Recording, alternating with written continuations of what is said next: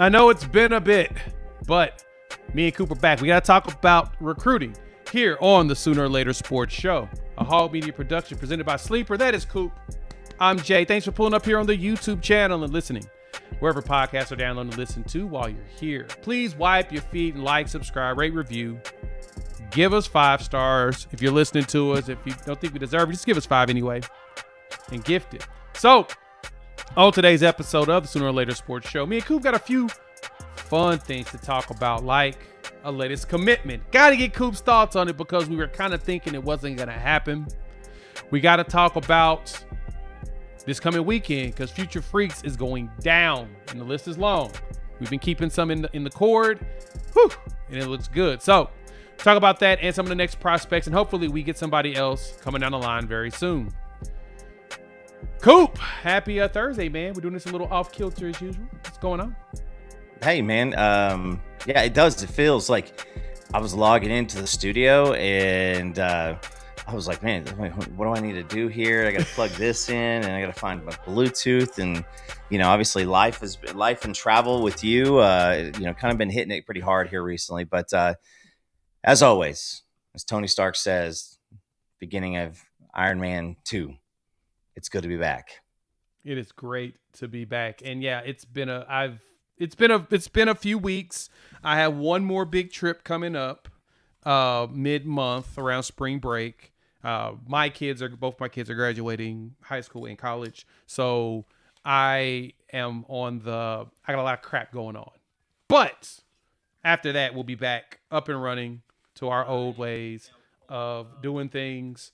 I think I'll disappear around Memorial Day. I'm going to take probably 2 weeks off there, and then we'll be back to full speed June and July like we always are. So thank y'all for always pulling up. Thank you for supporting us.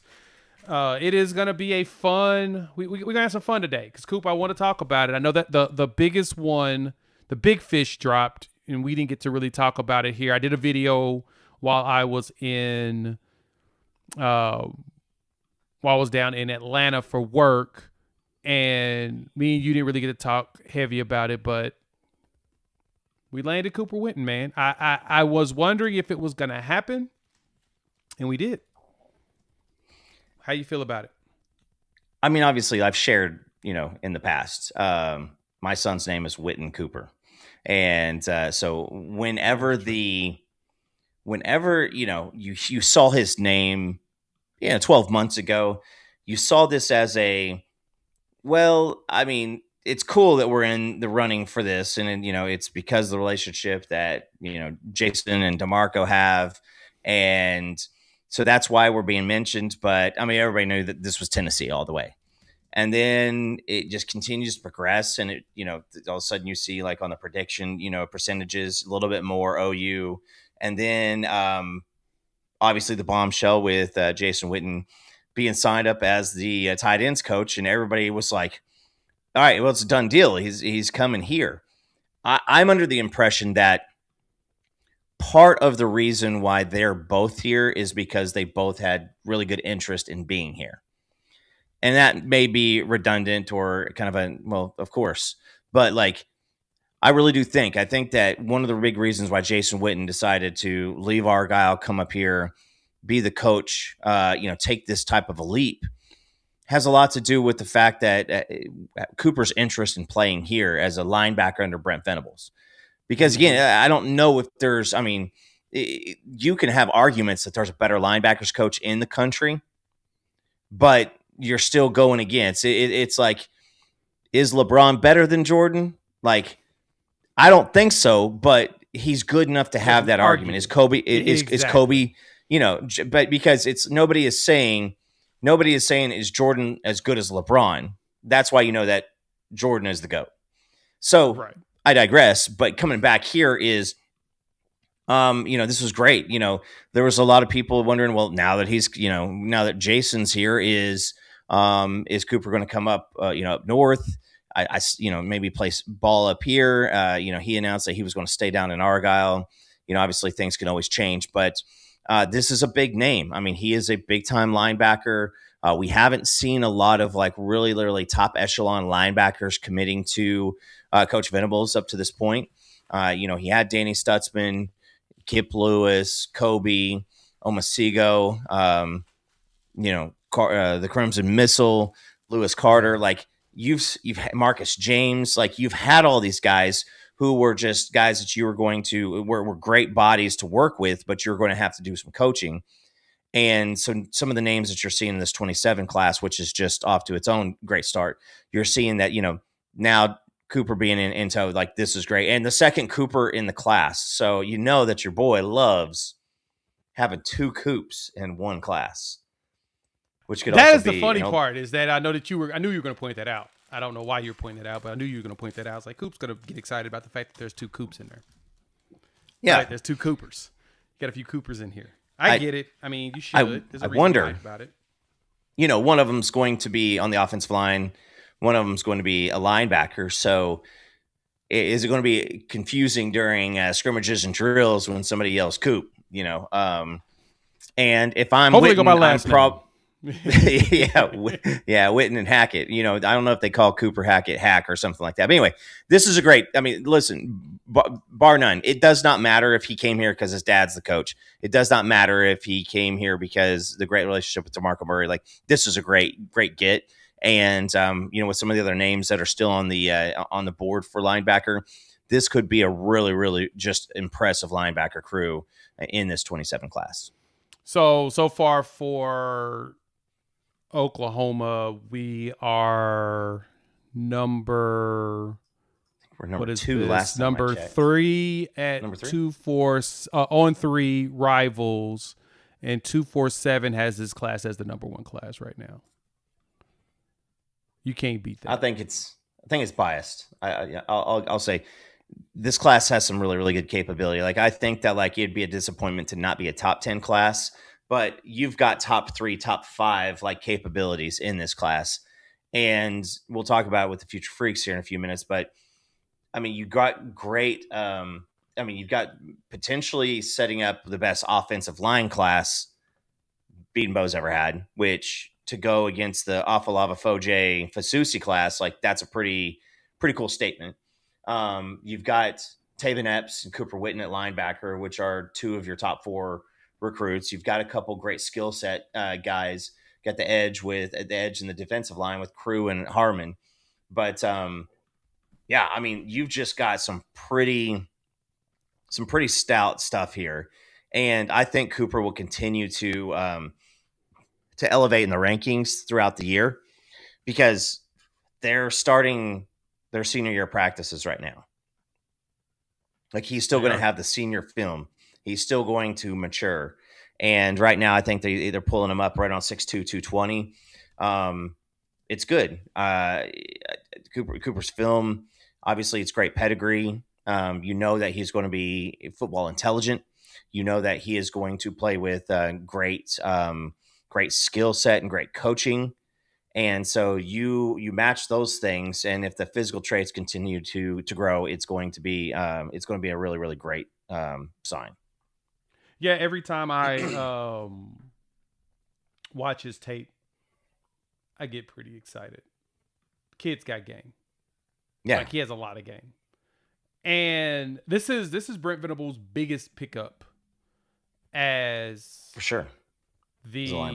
Since he's been here at linebackers, he's been in Oklahoma. Now, I mean, no, that's nothing against a fan favorite in Kip Lewis. We love Kobe McKenzie as well. Nothing against them. This is the biggest pickup that Brent Venables has gotten since he's been here. He can play.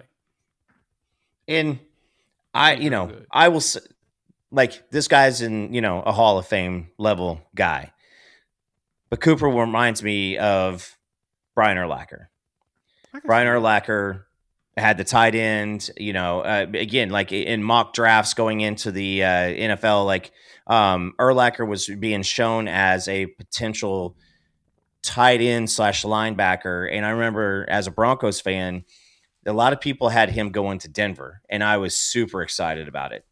And so when I watch him again, that Jason Witten was a a guy that was very, very keen on technique. He was very, very keen on, coaching and doing the right thing, like doing the small things correct. And that's what I see in Coop here is he will do the small things correct. I think that when, you've got, well, we've talked about this a lot with, the recruiting, interviews, but you now, as any type of defensive recruit coming in here now, you're not hoping that you can be the guy that helps turn the defense around. Now you're the guy that has to maintain what's going on at Oklahoma on the defensive side of the ball. And to follow guys like Danny Stutzman, Owen Heineke, Kip Lewis, that's a tall task. I mean, maybe even starting off with Deshaun White. Like, I know he played linebacker and more of the cheetah role, but since Brent Venables been here, he has really turned this linebacking room around. And we all know that it's not an easy task to play linebacker for Brent Venables. It isn't. It's work, and for that, and that's what makes the defense so good. Not anybody can do it. And it makes it hard also in finding the bodies that can actually achieve what you want to achieve. But no, I'm excited at the fact that we were able to close on the kid. Like I talked about it in the video I did when he committed. The one thing that I wondered was, how he felt about his dad being here, and if he wanted to forge his own, blaze his own trail. That's a common thing with some players. Like, some like the idea of playing for their pops, but he's already playing for his pops. Others are like, I would like to do my own thing. It's just, that's what it is. They want to say that they got themselves there on their own, and not even though we don't, there's no concern there. There's a reason why his last name is not the reason why he's a top linebacker in the country, right? His last name is not the reason why he's a top 5 linebacker in high school ball at all. If he was a tight end, sure, I'd have question.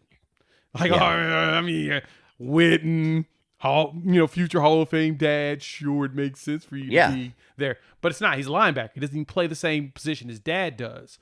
So I get why people say, no, I think he's legitimate on that. And that's what helps him, is that he didn't have to concern himself with that conversation.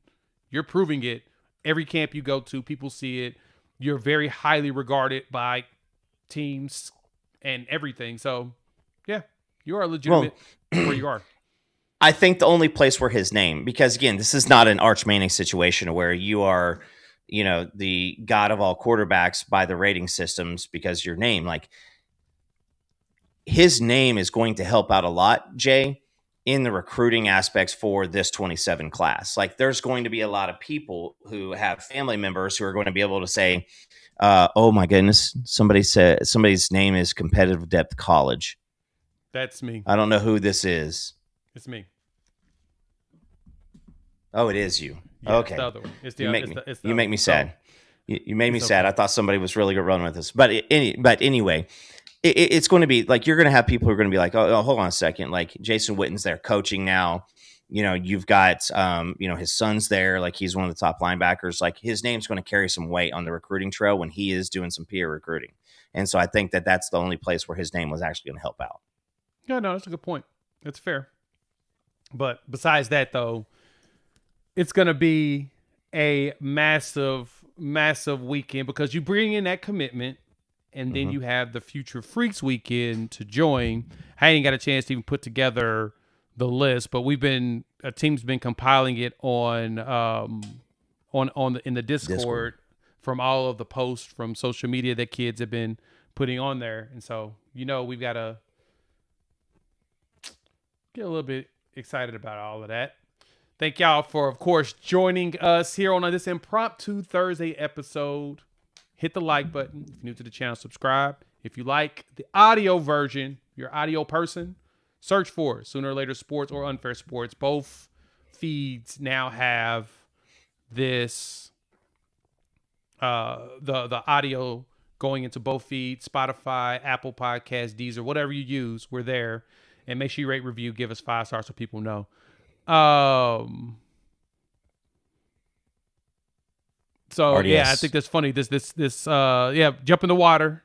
It appears that, the spring practice is everybody's mind feeling like the soon to come spring practice, the winter workouts, has got people pretty bullish about what Oklahoma can be this year. I love this Texas revenge tour. It's funny.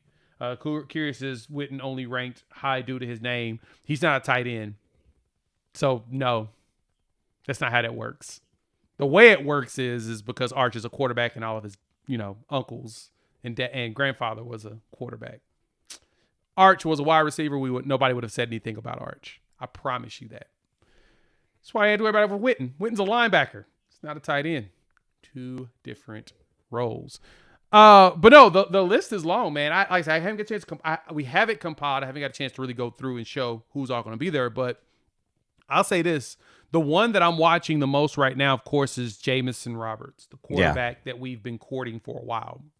If we can get him to go ahead and commit, hey, man, that should domino affect everybody else in the class.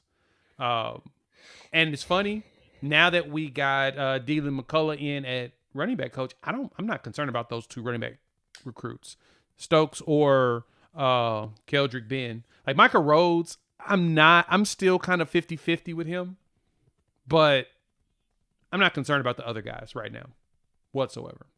Let's start on offense first.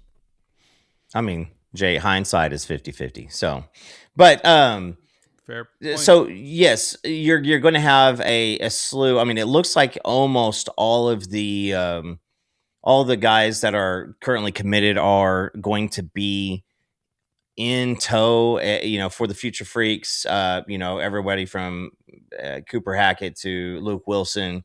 But yeah, Jamison Roberts, you're going to have, Gus Corsair, which is another interior offensive line guy that is going to, is a big priority.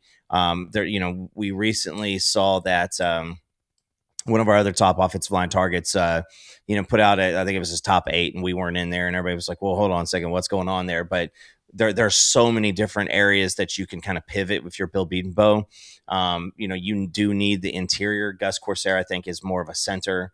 Brian Swanson. Really? You think Gus is more of a center? I think so. Why is that? I'm curious.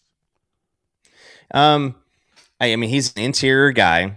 I think that I think that he is one of those. I mean, listen, we know that Bill's MO is going to be, where can you play?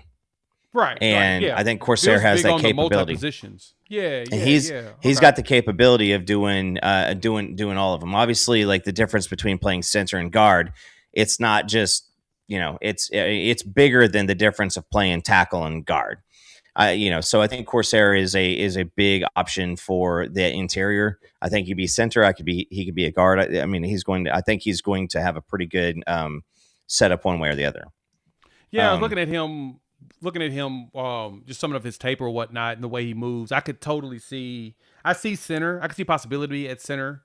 Like you said, playing the interior positions, almost a little bit easier to transition from one to the other. The biggest thing is it's like doing stuff as a left-handed person and then doing stuff as a right-handed person. Mm-hmm. That's kind of where the challenges come in for some. Like I remember listening to NFL linemen talk about how every step is different on both sides of the ball. And so moving one guy from left to right ain't as simple as it seems. You would think, oh, just plug him over there. No, it's a completely different like dance routine. Just put it that way. It's like doing the waltz the opposite direction. It ain't easy. And some people got 15 or 16 left feet. That's just kind of just the life of humans, right? That's just the game as it is. But with that being said, if you are pushed into guard, usually it's because you ain't going to be a tackle at the NFL level. At the NFL, if an NFL player moves from tackle to guard, you can move from tackle to guard. You can't move from guard to tackle. It's kind of what I'm trying to think which Hall of Fame lineman said that. I know he was on like the Ryan Russillo show like a year or two ago. And I was like, oh, learn something new every day. But I digress. If Gus can show versatility on the interior, and snapping the ball is not as easy as it sounds either. But if he can do that, he just probably jumped up a lot of boards.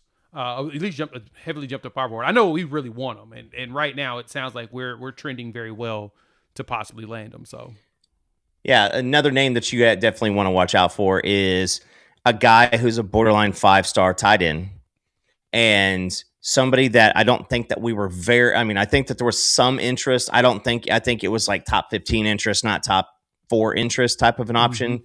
But when you hire Jason Witten, he starts having those conversations, and that's Seneca Driver. That's another big one. I think that. It's going to be pretty funny if the situation arises that Jason Witten, before he's even coached an actual game, he's pulled some of the top end talent at the transfer portal, and then also with with the potential with the Seneca Driver, then maybe Joe John Finley, his predecessor, did in multiple years. So I do think that that's a big one to watch. You got Tyson Ross, which is a recently offered offensive lineman, another big body. You're going to need to get offensive lineman Isaiah Coffrin, and there's so many of these guys that you're going to need to get in.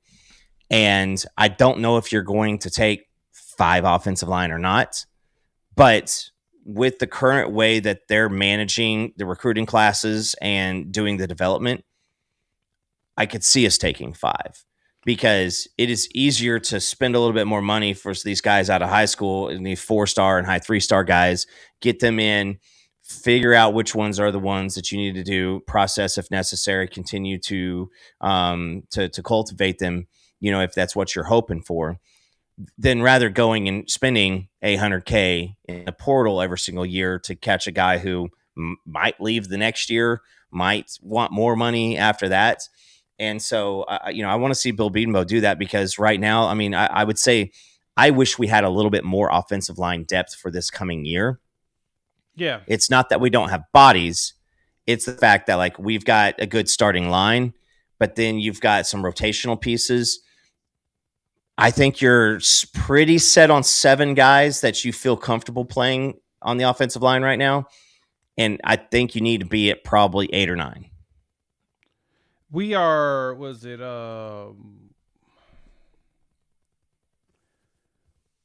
the big thing with this line is, the good thing is twofold. And as you mentioned, one, you don't want to go in the portal buying a lot of offensive linemen every year, because if you don't have that kind of continuity, that's when you start to see the struggles. Mm-hmm. So, but we do have, I think we have pretty solid depth, because we got a lot of players that's been in the system for some years, or at least working with Bill. Sure. Daniel Hopkins-Kumi should be healthier and ready to go. He's a redshirt sophomore. That's now he'll be a redshirt sophomore. So this will be his 3rd season going into this. They just moved Ace Hodges over to center to add some additional depth, because freshmen Sean Hutton and Owen Heineke just weren't. I mean, Owen Hollenbeck just weren't at the Hollenbeck weren't at the physical capabilities yet to really run in that role today. Future, sure, but not today. But not yet. Adding a player like a Peyton Joseph, Fred Hitton, I love those 2 pickups, and Noah Best, and of course Deacon Schmidt. We only brought in 2 offensive linemen out of the class, so I could totally see this one being the bigger one to replenish, because we're probably going to have some players we're going to have to start filtering off, because this is the way that I feel like this team is going strategically when it comes to portal recruiting and all of that. It feels like the front office and this staff is giving all the players roughly 2.5 to 3 years. I agree. Once you hit that mark, you're probably not going to play. If you're not on the field yet, you're not going to play here. And that's honestly a fair shot for a lot of them. Get here, do something within the first 2 to 3 years, so you're out. Like, for example, Sammy Masigo. Sammy played every year he's been here. A lot of special teams, and then they were rotating him in at linebacker the last couple of years, and it just didn't work. So his senior year, he's got an opportunity to play somewhere else. Kobe McKenzie, same thing. Offensive line wise, you didn't get much help out of Sexton, or Troy Everett gets hurt a second time, and it's Taylor. At that point, it makes sense to go ahead and make a move. Logan Howland. Yeah, exactly. As you go down the list of all the players, you realize, okay, they're giving them 2 years, 2.5 years to figure it out, or and make the cut. And if they don't, then boom. In which last season, we had to play freshmen because of injuries, and they ended up jumping out on the screen. And you're like, oh, okay, think we're good. Let's run with this setup. And so I think for this class, like I said, you got Kozar to go along with possibly Cooper Hackett as well as Caden Penny. You're going to look to want to grab, I think you may grab Tyler Ross. That'll probably be the 4 you'll grab. But the good thing is that you still got youth in Peyton Joseph, who will be a redshirt freshman this year. Caleb Nitta's a redshirt junior. And like I said, Fred Hinton's going to be a sophomore. So you still got some young players. Now we need to just see if they can execute on that. Line's going to be fun. Like I said, running backs, I'm not worried about. I see that Keldrick Ben as well as Jackson Stokes, so basically the 2 commits, are going to pull up. I think we're pretty safe with them, especially bringing in Dylan McCullough. And he's been working it. Sounds like these people know, these kids know him. They're like, yeah, I've talked to him before. I remember seeing him with Notre Dame, blah, blah, blah. I'm pretty excited about playing for him, and that's a good thing. And Jay, there's so much momentum right now, too, that you want to capitalize, because you just saw the NFL Combine, and we'll talk about that here in a minute, but you saw the Sooners show out. You saw some really, really freakish testing numbers from those Sooners. But then also Jaylen McCullough gets to boast the number 1 and number 2 running back in the draft. And Jeremiah Love goes out there. I mean, we all know that the NFL devalues running backs nowadays, right? You're not going to see. Well, you can. That's kind of the problem. Is it's very easy to, because there's so many of them. There's skills positions are the one position that you have. There's way more supply than demand. Yes, and one injury, you find somebody else. Yeah, you're willing to. I mean, look at the Kansas City Chiefs. Now, they missed the playoffs, right? There's a lot of reasons why. But they're still trotting out Kareem Hunt. And that's his, I think, 3rd tour in Kansas City, maybe the 2nd tour in Kansas City. Third. You know, he came out, and where did he – was it Memphis or Tulane? Browns. Or where? No. College? College. I think it was Tulane. Somebody will check me on that one. But he Toledo. Comes out. Toledo. Okay, so I knew it was like a MAC area deal, but so he comes out. He's still out there running the ball. I mean, we saw Frank Gore. I mean, Frank Gore was playing at 76 years old. Like he was out there, still doing these things. But Jeremiah Love is going to be the number 1 running back drafted, and a lot of people probably have him going in the 10-ish range.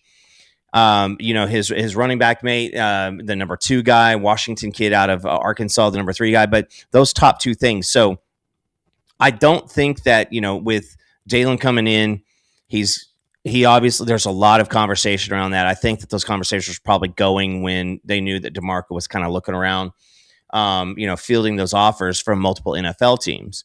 And so he's got the clout. He can point towards, I mean, look at the numbers and the teams, all the guys that he has coached. I mean, he has the names. And so he can also not only tweet out during the draft for all the Sooners going out, but those running backs from Notre Dame. So I think that that's going to be a really cool thing. You're going to have young guys still between Blaylock, X-Rob, Jonathan Hatton. Jimmy, thanks for pulling up, buddy. He is going to try to get more out of these running backs than we've seen, and a lot of it's been the rotations, a lot of it's been health, and so you just hope that when you're talking about Keldrick Ben, being a guy who you were, you lapped the whole damn field. He is an absolute.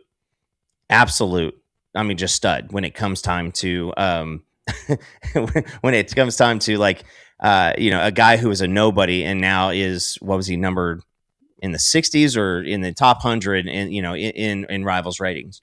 So that's good. You still push towards 28. Wide receiver wise, also coming in.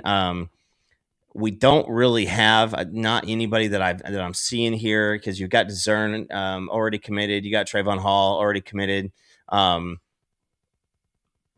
You've got a couple But of athletes on that, on being, so ESPN hasn't given him a ratings yet, but 247 has him 222nd. Rivals has him at 86. So yeah, he's the 86. fifth running back in the country in their eyes. He's jumped, and he's going to continue to jump. Like the talent. Like I joke about it, right? You know, sometimes we get the Oklahoma decrease, and we also get the Oklahoma bump. Both of them show up. Keep that in mind. And Jimmy, we're gonna talk spring ball. As soon as we get done talking recruiting, I'll answer your question first and really dive into what we're thinking to come once spring practices hit. Because the biggest thing we got to remember is, as you mentioned, Coop, not only rotations but injuries is something that we dealt with, and people had cleanup surgeries. That's what you do in the off season in sports. Is you're always underneath a knife. Sucks. Yeah, like it but sucks. Jay, what we were basically talking about is the recruiting class, this visit, the future freaks. And this is the big piece is 2 years ago, you were justifying a poor season, 6-7. He went 6-7, he went 10-2, 6-7, 10-2. But you've seen the trajectory up. You can point towards the first 6-7 and say, I mean, we lost 70 people off the team. You can point to the second one and say, we had 60 injured, or whatever. And so now you've been able to show that you had that schedule that everybody said, Oklahoma may be good, but that schedule. And so now this year, you don't have so much of the negative recruiting. You just threw out a 10-2. You went to the playoffs. I think this year, instead of seeing the big recruiting bump toward, you just see an onslaught of commitments in May and June. I think we'll see a little bit more of it early. Cooper Witten, 100% a surprise. Our boy PGs thinks that, by mid-March, we're probably going to have 3 or 4 more. But I would say that we might get more fireworks prior to 4th of July than we usually do. No, I agree with you on that. I think by the end of the month, we continue to add to this number 1 class. Like, this is the year that feels like they are loading up the most on. Mm-hmm. In prepper, well, one, you've got the momentum from, like you said, the playoff berth. That helps. 26, you were fighting all the negative recruiting of, everybody's going to be fired before you get there. You got past that now. Now it's you're actually talking more about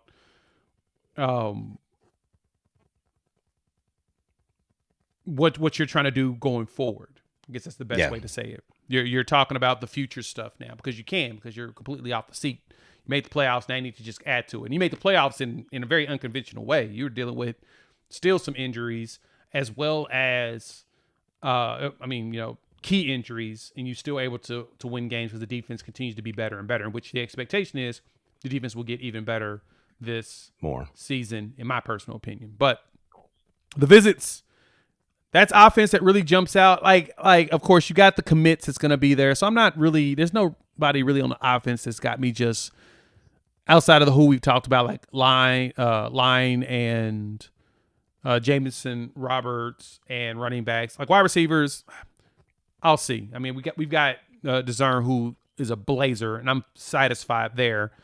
We'll add some more, and I think once we kind of figure out the landscape, especially when we get closer to OV season in June, then I'll be like, all right, that's what I'm ready for. But defense wise, though, Coop, there's a lot of good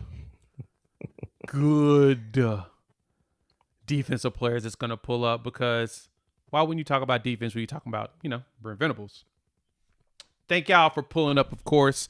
Please hit that like button if you are new to the channel. Subscribe if you listen to the audio version. We are on audio as well. So the audio people, if you want to see some visuals, come over to YouTube. Rate, review, give us those 5 stars so we can continue to move up the charts as one of the Oklahoma sports podcasts out there. Hey, man, we need to go ahead and lock up this Jaylen Scott stuff, dog. I don't know what we need to do. Whose pocket do we need to go raid? Get Jaylen Scott locked up, man. I like his game a lot. You're at a point with the defensive backs that you get to pick and choose. Really hitting there. You know, when you show that, I mean, if you're a freshman or a sophomore and you're the best player, you're going to see the field. Like that makes a difference because, and let's just keep it a buck. Like if you are a young guy and you see that Brent Venables is rotating guys, like week 2 against Michigan, he's going to have rotations where like he might have a younger guy rotating in if he's earned that spot. Like that makes you feel that, okay, I can go and I can be awarded over guys who are good. Now, the people that Eli Bowen and Cortland Guillory took over for, partly injury, partly they're just better than them. So now you've got the talent in defensive back to where it's a little bit thicker. But Jaylen Scott is an absolute, must have for me. Goes along with Gabe Osborne Jr. too. Like you have a couple guys that Oklahoma would like Smosh Stanford. Like that's a guy that Oklahoma's probably not continuing much pursuit on because we've got a lot of guys that we really want. And that's tough to say because I mean he's in your fence. So but if you have not watched Jaylen Scott's tape, you need to because he's fun to watch. He's a fun watch. And I some of the concern I've heard from some folks is, he was committed to Florida State, committed to Auburn, kind of jumped around. I mean, things change very quickly with how people keep getting hired and fired, as we've all noticed. So I kind of understand the hesitance. But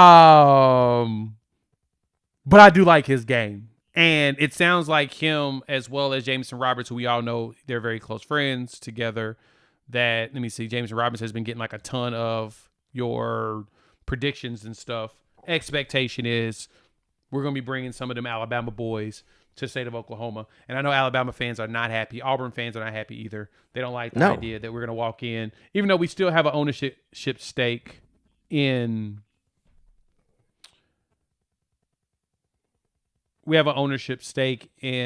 the state still after winning on the road against those teams. We still got that.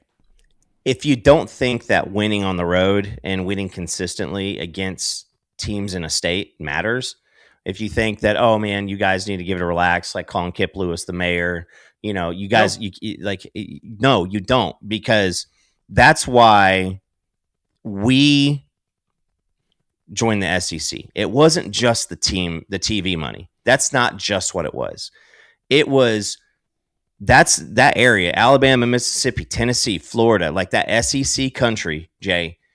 That's where most of these cats are, ending up in college, being all conference players. They're going in the NFL draft. They're testing out the gym. You go and you do well there, and then you're like, I don't know what Alabama football is. I don't know what Auburn's going to be. Auburn's been the same for a long time since Cam Newton, and so people should know what they are. But it ain't Nick Saban's Alabama anymore. So you get an idea of maybe I want to go somewhere else. Maybe I want to go to a different team. And so that's why you see Scott and Jamison Roberts. I mean, these are guys that you do that. You can tell them, all right, listen, we're going to be going to Auburn. We're going to be going to Alabama during your tenure here. So you get to do a home game, obviously with NIL, like getting your folks and your family to come travel to Norman. Like we hang out with the parents every single weekend when we go to games. So we know that the parents are able to, travel a little bit more, freely, because even if the kids aren't sharing the money with them, they're not shelling out a bunch of money to help them live in college. So it's a little bit easier to go. So yeah. Those are two cats. I'm still with the Jamison Roberts. Like as soon as it pops, like I'm still going to be pretty excited about it because I think he's a fast riser. I think he's a guy could probably end up as a 4-star. Same. But I think the other corner that really jumped out to me too is going to be Gabe Osborne. I would like that Oklahoma kid. I've always had the OK Prep agenda, and the reason, if for the uninitiated, my OK Prep agenda has always been big because when you get players like a Cooper Hackett, when you get a Caden Penny, and now a Gabriel Osborne. You got to do what you can to land players before them so that when they pop up, they're like guaranteed locks. You don't want to miss out on those guys. Those are players you want. You want to get the local talent to want to represent their state on top of getting some national players that, there's a bunch of them so they can move around. Nothing wrong with that. But I would like Gabe Osborne to be in this class, and I need somebody to go ahead and make that happen. I don't know who I need to call, but I would like him on our team. I think it's coming. You got Gabe. You still got Juju Johnson also out of Long Beach, the LBC. A little bit of a smaller guy, but he's a guy that has been trending. We thought maybe a commitment was coming a couple months ago with him, but you get a couple of these guys, and is it 3? Is it 4? Like, how many defensive backs are you going to take? And I think that some of you look at a guy like Reggie Powers, obviously recruited as a safety, comes as a safety. Now he's been playing cheetah. He's shown really, really good. So if you have a body to where you can do a lot of, really, really unique things, you don't have to be 6'3", 210 to be a safety anymore. You can be a 6 foot, 200-pound guy. So you got a lot of these big guys, and Gabriel Osborne out of Mustang. That's right down the road, right? Juju out of Long Beach. It's going to be good. It's going to be good. I'm pretty excited. I'm going to be honest. I don't think we land Juju. I like Juju Johnson, but I don't think we do. So, you got Mikael McCurry at corner. You got Mikael Davis. You get Gabe Osborne. I think that's where you'd be solid at. The big thing with the roster is you just got Dakota Fields, who will be a sophomore next season. Actually, maybe a redshirt freshman. I got to see how many snaps he had, how many games he played in, actually. I want to say he only played in a few. But, you also have... The question is did he play in 4 games or not is really the bigger question. You still have Darius Johnson, too, little brother to Derek Johnson, who's in this class also. I forgot about Darius. And he's a 4-star guy, too. Yeah. Oh, see, that's one I missed. I did miss that. Is he slated to come visit this weekend? I don't think he is. Because I don't recall seeing his name on any of the sheets, but let me see. Let me go look at the offers real quick, and I'll also look up Dakota. So I think because Dakota, that's going to be the big question is if all right, there he is. Dakota Fields, defense. He only played in 3 games, so he'll be a redshirt freshman next season. So you'll have him, Derek Johnson, as your young guys. You got Prince Igioma as well, who's another young, and he's another 6'2", 6'3" corner, right? You've got a lot more size than I anticipated. So honestly, you may just stick to 3. 3 makes sense. Now the question is, if you're gonna grab one and then make them a cheetah. Like I did see, it was an article that was written recently where Trenton Blaylock was talking about BV looking at him at cheetah as well. It's just like, as you mentioned, because of his size and his stature, he could possibly play both. So move to nickel, play some cheetah. If he's physical enough, heck yeah, you'll add him because that's the one thing I know BV does. He'll have a big cheetah and a small cheetah. He wants one that's a towering player, and he also wants a cheetah that's going to be versatile like a nickel. But really, they're really to blitz, really to attack, like Devon Jordan did, like Reggie Powers did. You're going to mix that up. Green Lantern, no, that it's a combination of 27s, 28s, it's everything. It's junior day, so I thought it was only juniors, but I don't think it's only juniors. Well, you've got June 1st, I think, is the weekend where Brent Venables football camp goes. Yes. And you'll see a lot of the younger guys. Yeah, that's when you'll see a lot of guys come in. Yeah. That's typically offer weekend or whatnot. That's when you start hearing about 28s and 29s, actually 29s and 30s. Because I remember, was it Marcus? Gosh, what's that kid's last name? Samoan kid. Fakatu. Yes, him. I'll look him up. But he got his offer there. I remember seeing him at the camp. Me and PG was actually there, and we saw him at that camp. And dog, he was wrecking. We're like, oh, you're one that Oklahoma's going to put their hand in the dirt and go after. We'll see what it looks like, but yeah, he's a beast. He's a beast. Marcus Fakatau. Watch your mouth. So, yes, sir. Notre Dame's trending for him, but he's out of Sierra Canyon.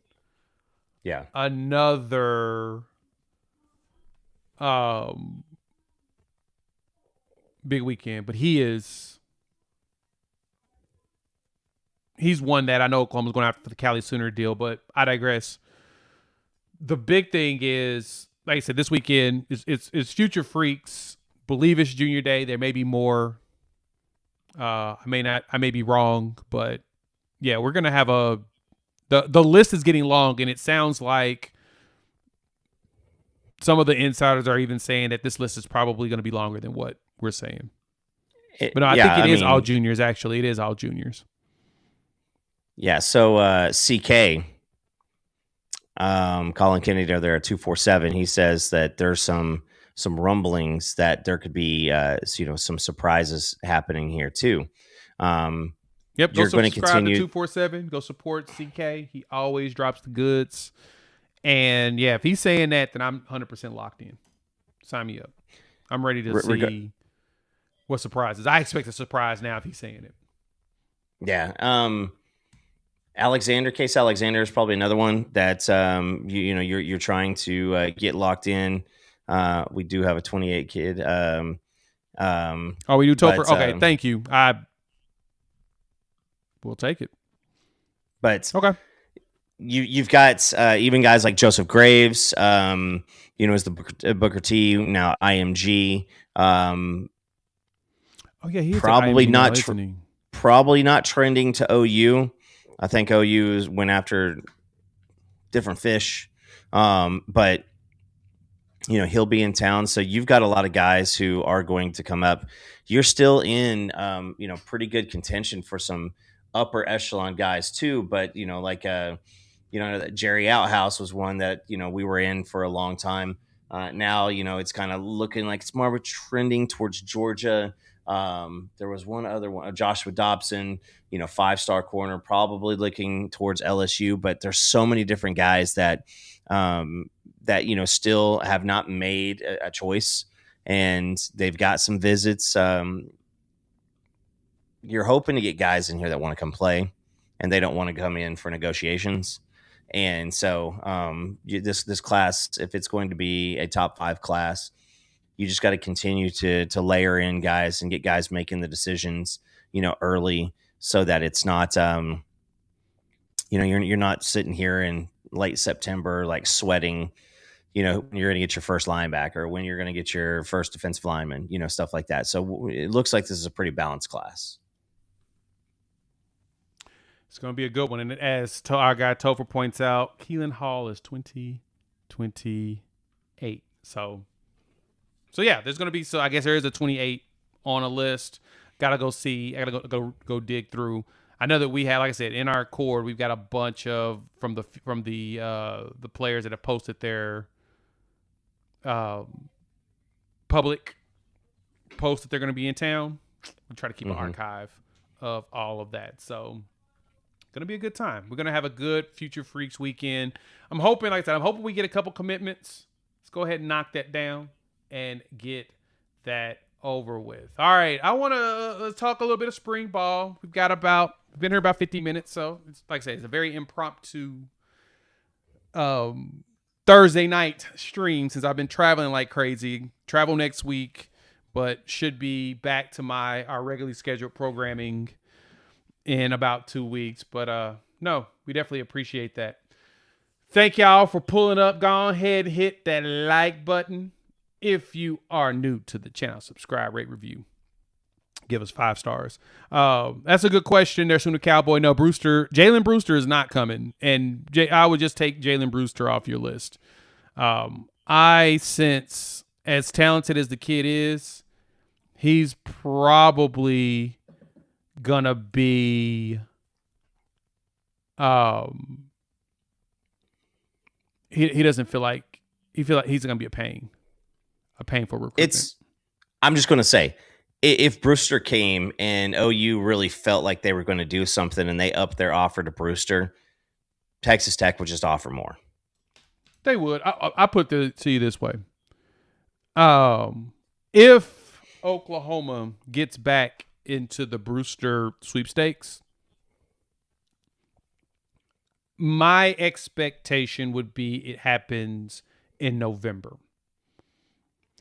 And let me tell you why.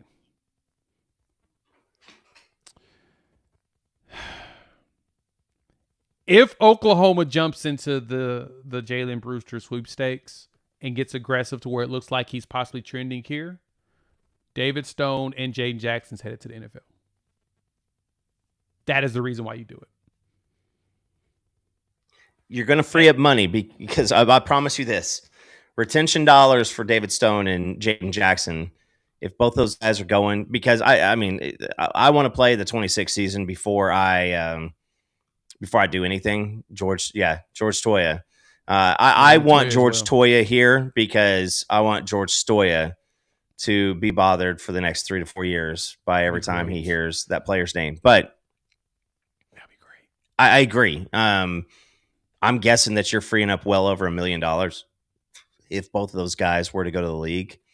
You're going to have those conversations ongoing, trying to figure out what's going on. I think that if anybody would just pull something crazy and return, I could see, Jaden Jackson saying, "No, this is great. Like, I love this environment. I'm going to be here."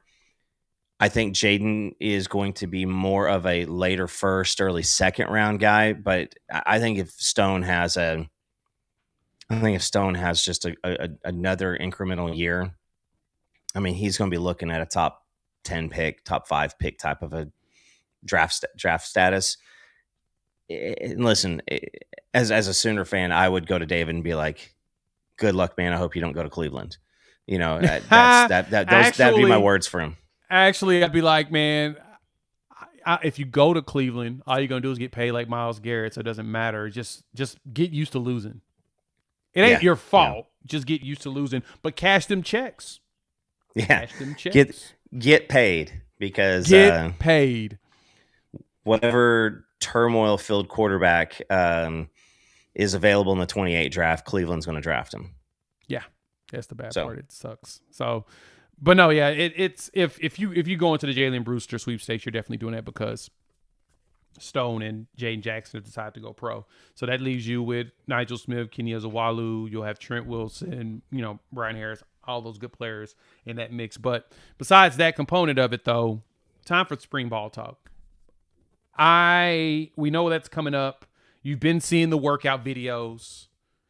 How many of y'all have been losing your mind because of them? Because I've been pretty excited over them. They've been dropping video after video after video of these dudes tearing it up. And we know that there's a reason why certain players are being popped on there on a regular basis.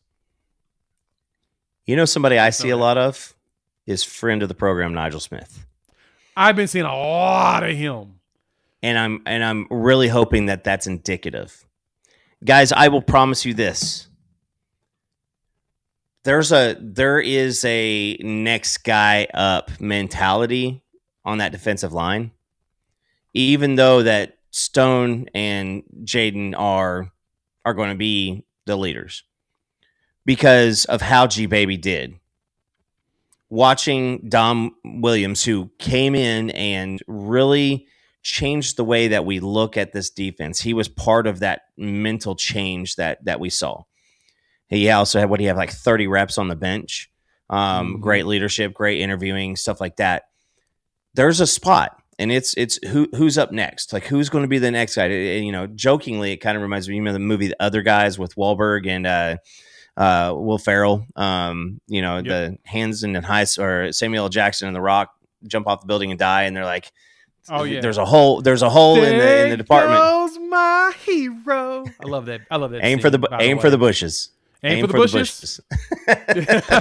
I love that So, scene. It's so stupid, but it's so great. That whole movie is terrific. I might watch that tonight just because now I will be thinking about it. But there's a spot. There's a spot for a lot of different guys to come in and be those next guys up, those young guys, because don't get it twisted. Like I can promise you, Todd Bates is saying like, all right, who's going to be the next wave of guys coming through here? We saw G Baby, we saw Dom, we saw the other two who are still here. Like let's get after it, because there's a hole and there's an opening for you guys to come in here and be that next impact player. And so you're looking at this now. I mean, this is where your toughness. This is where you find out who our next set of leaders are. There's and I didn't even mention Marvin Jones Jr. or Mason Thomas. Just crazy to see 4 defensive linemen that are invited to the NFL Combine. So I'm interested to really see, does Nigel become that like high 4-star, flirted with 5-star status? Does he become that guy? Now he was a tweener, so you're kind of moving him inside. Kenny Ozawalu, he's big now, but he's big now. Yes, like he's physically. When I looked at the number 290 is where he's listed at. I could see him if they decide that he's going to go straight interior, he's going to easily be 300 by the time the season starts. Or he may play 100%. At the G Baby size at 285, 290. And the technique is there. Like watching him work out, like I said, we pointed it out. Nigel Smith has been, the propaganda's been out there. Yeah. He is front and center as someone that they believe is probably going to make that next leap. And he has the opportunity now. Dom's gone, so is G Baby. So that interior needs another person. We know Kenny Ozawalu has been named like crazy of someone that's excelling in workouts. And they're like, oh, we're just impressed with his speed. We're impressed with his agility. We're impressed with his capabilities at his size and strength. He's got it. Nigel was dealing with, ankle stuff and some injuries, and now it looks healthy. He's probably going to be the one with him on that line. You may throw Kenny to the edge occasionally. Bring Nigel right out there. Boom. Told you. You're building, because you gotta have at least 3 deep on the defensive line, period, right? Bishop Thomas is going to see some run. He's going to have to be an interior guy that's going to be able to be a space eater. You're probably going to push Trent Wilson to prepare to play dang near immediately. But yeah, you're going to have that interior looks scary. Looks as scary as it did last year. Like I love how Dom was such a good leader, that he really left an imprint, and I think that these players will just get even better from that. Period. Well, and we don't mention Brian Harris. I think that he is we a ain't guy. got the freshman yet. Yeah. There's going to be some. There's going to be some early season watching, because you don't get 3 cupcakes to start the year. Like you get to go. Is it UTEP first? Is that you start right? UTEP. UTEP and then UTEP and then Ann Arbor. Yep. So, and Michigan's got some offensive linemen. They had a younger offensive lineman 2 years ago. Last year, they rotated through a lot of different guys, but we threw them off their game, and that's why Underwood had such trouble, is because he had somebody in his face all the time. It was from the inside, it was from the outside, and he was always on the run. And if you want to walk into Ann Arbor and start the year how you hope, it's going to take more than Jaden Jackson and David Stone. You're going to need to see some impact from at least 2 other defensive interior guys. Yeah, your goal is to maintain what we did last year, if not be slightly better. Or actually slightly worse. You'd be okay if it's just a little slight step back. You want to remain top 10 status, maybe 11. But I really think that the way that this interior is set up, man, we could, and now the secondary feels like it's really shored up. You have no excuse not maintaining that top 10, if not moving up a little bit higher. But and that's also happens with Brent Venables defenses. Like I'm gonna put together a video to go out this weekend, and probably a couple this week, coming up week while I'm traveling. Have some pre-stuff recorded on how the progression of Brent Venables defenses have been everywhere he's been at. You always see they take that step forward. They'll have an incremental year where they'll take a little bit of a step back, but you can tell it's because they're younger, and then boom, you jump up. Heck, Nagy mentioned how we lost a lot of players, but we also gained a lot of snaps this year. I went ahead, I got bored, and I pulled the numbers up. Video dropping tomorrow, just kind of a spoiler alert for you all. But I went through and I've done the calculations via PFF, and I'm gonna break it down for y'all. But over 10,000 snaps then showed up. Now they're not as young as he thinks they are, but we got 10,000 snaps coming in, right? Like the ones that have multiple years of experience. Let me give you a number. 4,000 snaps joins us with multiple years of experience. Junior, sophomore, freshman. That's big. That strategy to me, getting younger while adding just under half the snaps that you add, means that your goal is for a couple of years they to contribute and then possibly be able to make some real runs. And that also helps you for when you know your top dogs, like a Stone and a Jaden Jackson, if they want to go pro, because, hey, you get the call, you're a top 10 pick. Jackson, you're top 15 pick. There's a good chance both of y'all get drafted in top 15. You're like, oh, yeah, we out. We going to do it. You don't stay back. Get your butt out of here. Go make that bread and go represent this team, this school like you do. But you got to have players prepared to step up and play. And the good thing on the transfers, and if you've listened to me here over on Locked On, I'd say it all the time. The one thing I've noticed about this staff is they really like their recruits. Yes. And it's paid dividends last season. Majority of the roster is your players with a couple of additional fillers for depth components. Offense-wise, you don't have that because you don't have continuity on offense like you do on defense. Now you're getting a little bit more continuity. Ben Arbuckle's here. He'll probably be here at least 3 years. In that case, guess what? You're going to start seeing continuity there too. So that's something to be, of course, excited about going forward. Just got to keep that thumb/wrist healthy. Progress by the offense. You know, he said it earlier. Our Texas friend here. I will continue to say it is going to be first and foremost. This team's ceiling will be dictated by what the offensive line can do. Yep. Then it's going to be on John Mateer seeing the field decision making. I think a lot of that's going to come with being able to rely on the teammates, rely on the weapons that you have. I think it was George Stoya was talking on one of the unofficial 40 podcasts that John had like such high. I mean, it was like something like 60 some odd % usage rate for the offense, and he was responsible for so many yards because we got so little. We rushed for less yardage in 25 than we did in 24 at 6 and 7. So we ran for less yards last year. So I do believe that what you need is John to be able to go, hey, man, you can trust these weapons. It's going to help him stay healthier. It's going to calm him down a little bit.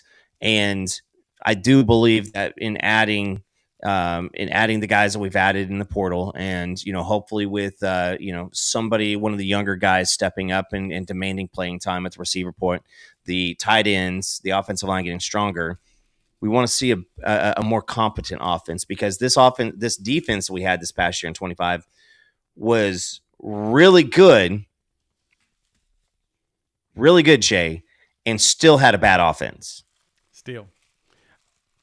All you need is a competent offense. We had a competent one. It just wasn't as good as we wanted it to be. And we were 1-10 games. Next season, all we got to do is do the exact same thing but continue to get better on O. Jimmy, this was a great question at the beginning, and I didn't get a chance to answer this one, though. So do y'all think Jonathan Hatton will get the bulk of the carries this spring? I do. I actually think he will be him, Gabe Sawchuk, and Lloyd Avant, I think, are going to be your 3 running backs. Because you're going to want to make sure that not only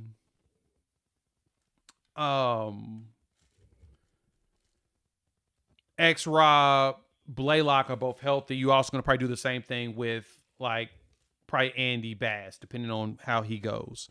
Because I know that he's been leveraged. He used to be leveraged as, like, the wildcat quarterback or the scrambling quarterback in drills in opponents. But, yeah, and that's the good thing. And I do think that Hatton sees a big bulk of the numbers. And, Marshall, you're 100% correct.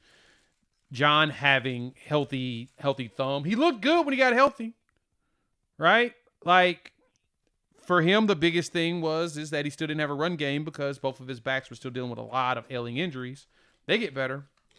Yeah. We should see an improvement. My expectation is there should be a dramatic improvement when it comes to this team. So, not upset. I'm excited about next year. Wide receiver, of course, we know who's going to be wide receivers. That's the question to me on the wide receiver side when it comes to spring practices. Which wide receiver is going to step up and be the 5th guy? Who's 5 and 6? Mm-hmm. Is Elijah Thomas ready? Is it Manny Choice? Does a freshman walk in and snatch somebody's chains? Because it's your Michael Carter. It's Isaiah Satania, Trell Harris, as well as Parker Livingstone. He is there definitely. That 4 is locked in. And I actually think Jermichael Carter may see more run than Parker, truth be told. Because Jermichael was looking really good in that Alabama game. Both Alabama games. You start to see him do really good in the flow of the offense. And, yeah, there's a good chance he may actually be the big sleeper on offense that ends up starting early. We'll see, because I think that Trell and Satania are probably slotted in, and it's who deserves the most. I mean, Parker Livingston, he had a hell of a year, and that was getting a lot of dirt balls, and he broke free quite often, and he's got some speed to him. But I will say this, Jay, is I think that you're going to see one of these freshmen probably do something. Is it Jashir Rogers? Is it Pettit? Daniel Odom is the one that, if there's a freshman will do it. I think is another one. Odom. I think he's the one that knows how to play in the flow of offenses right now. And it's also, because what you're going to have to do is you can't cause issues, right? Is one of the big reasons why I think that you didn't see some of these younger guys last year is you saw who was it? It was one of the games where it may have been the Ole Miss game. I think it was the Ole Miss game, but we had like a crucial 3rd down, and somehow they did a shift lineup change, like a hockey lineup change, and they brought in Elijah and all these guys, and it just looked like dysfunctional. And that was just for the whole entire offense. So if it's going to be, one of these freshmen, what they're going to have to be able to do is, can you line up correctly on the first attempt? Can you block? And can you do what you're supposed to do? Can you do that? Because we do not want John out there needing to rely on you and getting hung out to dry because you ran a post instead of a curl. Like, you can't do those things. Or they throw a wide receiver tunnel screen to Trell or to Satania, and your guy just comes and lights them up. And we saw that. Listen, Deion Burks ran a 4.30. We all knew that sucker was fast. But one thing that he was not very good at was blocking out on the edge. There were a lot of plays to Satania that were wide open, and Burks got manhandled. So for him to bench that much, to jump that, be that explosive, that's a concentration thing. And so that's what you need to see out of these other guys. And Topher, you're right. JVD, he is Van Dorslier. He is a guy that you're going to want to pay attention to because I think that there's a lot of options to be running that 2 tight end set and have one of the guys more of a blocking type of deal, and then one of the guys to be out there, for some of the short routes and kind of be an escape route for Mateer. This offense got better on paper. Now we need to see him be better on the field. And we'll get to see that, Jaylen. Go ahead. I was going to say, we'll get to see our first look on April 18th. Yeah, it's April 18th. The fact that it looks like we do have an actual spring game, so that's the one thing that I'm pretty excited about, that they're bringing that back. I wonder, I don't think it, at this point, it ain't because of, I don't think it was because of the spring portal-ish. I think it's more of a,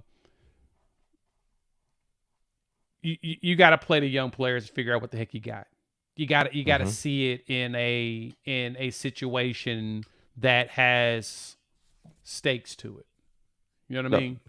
45,000 people out there yelling and treating it like a game day experience, because you could do it on practice. We've heard that there's a lot of guys that were, just phenomenal practice bodies, did great stuff in the practice. We've talked a lot of the positive. I hope Elijah Thomas really just puts it together. It sounds like there might be a little bit of a knucklehead situation. So I'm hoping that everything goes more positive going forward, because I know the athleticism's there. You saw it on the special teams coverage this past year. So can he take advantage of it? Does he know the offense, and can he do the right thing consistently?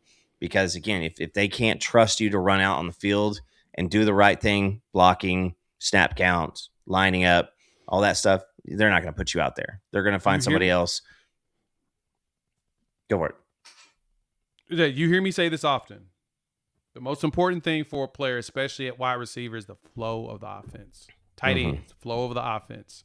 When you're not the target, but you got a decoy, you got to block this guy a certain way.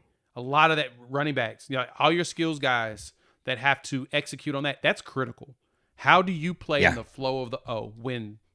Yes, because and that's it's the thing that sucks from a fan perspective in viewing. If you've never sat down with a coach and had a conversation about how a play design is set up, most fans are ignorant to it, and it's nothing against them. It's just either you play or you weren't there. That you don't know. Like, there's certain plays where the quarterback is looking for everybody. There's certain plays where that player is supposed to be a decoy to drag certain other players away to get the ball to a particular person. And in those scenarios, sometimes those guys end up wide open, but they're not supposed to be looked at. And sometimes the defense can catch that decoy, and they'll go and be like, oh, shoot, we're not supposed to be following him, and they'll turn around and run off of him. You're like, why didn't he throw it to this person? Well, throwing it across your body all the way down the other side of the other hash, other numbers, it's not realistic.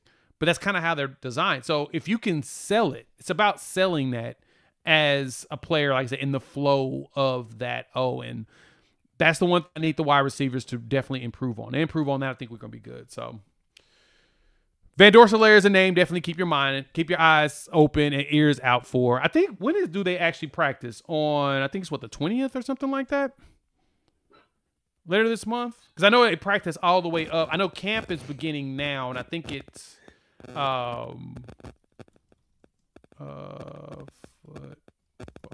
somebody had it up. But I think they start on the 9th. And I think the actual contact stuff starts later in the month as they lead right into the spring game. But the 9th is when there's the first on-field look. So that's next week. Hey, we got a super chat, Habazinga. Habazinga, what up? $2. He always is good. Always good to show up. Good for it. We appreciate it. Yeah, we did get Witten. We got him. We got Cooper Witten, baby. We're going to continue to grow from there on that class. But yes, Pete Nakos reported that it begins on next Monday. I got a question for you, Jay. Got an answer. Is it a rumor or is it truth that you also possess the same outfit that SGA wore last night? to the stadium.